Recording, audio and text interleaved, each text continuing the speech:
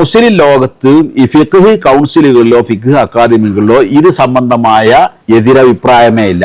ആകെ ഒരു വ്യക്തിയറ്റാണ് ഇജ്മാവോടുകൂടി എന്ന് തന്നെ പറയാം ഹറാമാണെന്ന വിധി അവർ പുറപ്പെടുവിച്ച് ഒരു വ്യക്തിയാണ് അതിനെ എതിർത്തത്. അദ്ദേഹത്തിന്റെ എതിർപ്പിന്റെ ന്യായങ്ങൾ എന്തൊക്കെയാണെന്ന് കൗൺസിൽ ചർച്ച ചെയ്യുകയും ഓരോന്നോരോന്ന് അവർ പറഞ്ഞ് എല്ലാം വിശദീകരിച്ച് റദ്ദ് ചെയ്യുകയും ചെയ്തതായിട്ട് നമുക്ക് അതൊക്കെ വായിക്കാൻ കിട്ടും. ഒക്കെ പ്രസിദ്ധീകരിക്കപ്പെട്ട സംഗതികളാണ്.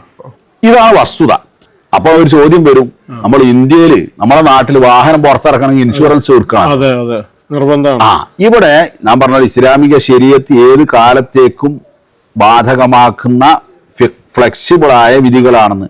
ഇവിടെ ഇസ്ലാമിക ശരീഅത്തിന്റെ ഒരു കായിക ഏത് വിലക്കപ്പെട്ട സംഗതിയും അനിവാര്യ സാഹചര്യങ്ങളിൽ അനുവദനീയമാകുന്ന അദ്ദറൂറാത്തു തുബീഹുൽ മഹ്ദൂറാത്ത്. ഖുർആൻ പന്നിയിറച്ചി ഇതൊക്കെ വിലക്കിയതിന്റെ ശേഷം പറയുന്നുണ്ട് ഹറാമാണെന്ന്. ഫമൻ ഇൽതുറ ഗൈറ ബാഗിൻ വലാ ആദിൻ ഫലാ ഇസ്മ അലൈഹി എന്ന് പറയുന്നുണ്ട്. അപ്പൊ വാഹനം ഇവിടെ ഇന്ത്യയിൽ പുറത്തിറങ്ങാൻ വാഹനം ഇല്ലാതെ നടക്കൂലല്ലോ. വാഹനം ഇറക്കണമെങ്കിൽ വാഹനം ഇൻഷൂർ ചെയ്യണം. അപ്പൊ അവിടെ നിർബന്ധിത സാഹചര്യം വന്നു. ഇങ്ങനെയുള്ള നിർബന്ധിത സാഹചര്യം എന്ന് പറഞ്ഞത് പുറത്തുനിന്നുള്ള ഒരാൾ നിശ്ചയിക്കുന്നല്ല. എനിക്ക് നിർബന്ധിത സാഹചര്യം ഉണ്ടോ എന്ന് ഞാനാണ് നിശ്ചയിക്കേണ്ടത്. എനിക്കാണ് അറിയാം. അത് വേറൊരാൾക്കല്ല എന്ന് പറയാൻ പറ്റൂല. എനിക്കത് സമർത്ഥിച്ചു കൊടുക്കേണ്ട കാര്യം ഞാനും അള്ളാഹും തമ്മിലുള്ള ബന്ധമാണ്.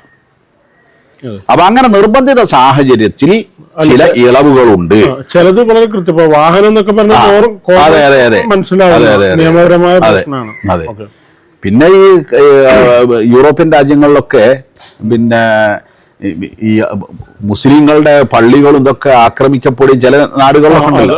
അപ്പൊ അതൊക്കെ ഉപരി ഉള്ള മുസ്ലിങ്ങളൊക്കെ കൂടി പാവങ്ങൾ കുറെ കളക്ട് ചെയ്തിട്ടുണ്ടാക്കിയ സ്ഥാപനങ്ങളൊക്കെ ആയിരിക്കും. അപ്പൊ ഈ വിരുദ്ധര് എതിരാളികൾ വന്നിട്ട് അടിച്ച് നശിപ്പിക്കുമ്പോ അങ്ങനത്തെ ഒക്കെ ഇൻഷൂർ ചെയ്യാന്നുള്ളത് അവർ ചെയ്യാറുണ്ട്. കാരണം അവർക്ക് അതേ മാർഗമുള്ളൂ. ഇങ്ങനെയൊക്കെയുള്ള ഈ നിർബന്ധിത സാഹചര്യം എന്താന്നുള്ളത് അത് അതാത് സാഹചര്യം അനുസരിച്ച് മാറിക്കൊണ്ടിരിക്കും. അപ്പോൾ ഇതില് നിർബന്ധിത സാഹചര്യത്തിന്റെ ആനുകൂല്യവും വിളവും ആവശ്യമുള്ളവർക്ക് ഉപയോഗപ്പെടുത്താം. ഇതാണ് ആ വിഷയത്തിൽ സംക്ഷിപ്തമായിട്ട് നമുക്ക് പറയാനുള്ളത്. ലൈഫ് ഇൻഷുറൻസും ഇപ്പൊ കുറച്ച് പിന്നെ പണ്ഡിതന്മാര് ഇതൊക്കെ ഹലാലാന്ന് അവരും ലൈഫ് ഇൻഷുറൻസിന്റെ കാര്യത്തിൽ അത് ഹറാമാന്ന് വളരെ വ്യക്തമായി പറഞ്ഞിട്ടുണ്ട്. അതിൽ സംശയമില്ല. കാരണം അതെന്തായിരുന്നാലും ഈ പറഞ്ഞതെല്ലാം കുറെ അധികം. പിന്നെ ഞാൻ സൂചിപ്പിക്കാൻ വിട്ട ഒരു കാര്യം, ഇൻഷുറൻസ് കമ്പനികൾ LIC ഉൾപ്പെടെ ഈ കളക്ട് ചെയ്യുന്ന എമൗണ്ടുകൾ മുഴുവനും കൊണ്ടുപോയി നിക്ഷേപിക്കുന്നത് പലിശാധിഷ്ഠിതമായ സംരംഭങ്ങളിലാണ്. ഇവര് തന്നെ ലോൺ കൊടുക്കുകയും ചെയ്യുന്നുണ്ട്. ഈ LICയിലൊക്കെ ചേർന്ന ആളുകൾ കയ്യിൽ പോളിസി എടുത്ത ആളുകൾക്ക് ലോൺ കൊടുക്കും, ദീർഘകാല ഒക്കെ കൊടുക്കും. അതിൽ നിന്നൊക്കെ വലിയ പലിശ അങ്ങനെ ഉണ്ടാക്കുന്നത് എന്ന് വെച്ചാൽ സർവത്ര ഹറാമ് കലർന്ന ഒരു സംവിധാനമാണ് എന്നർത്ഥം.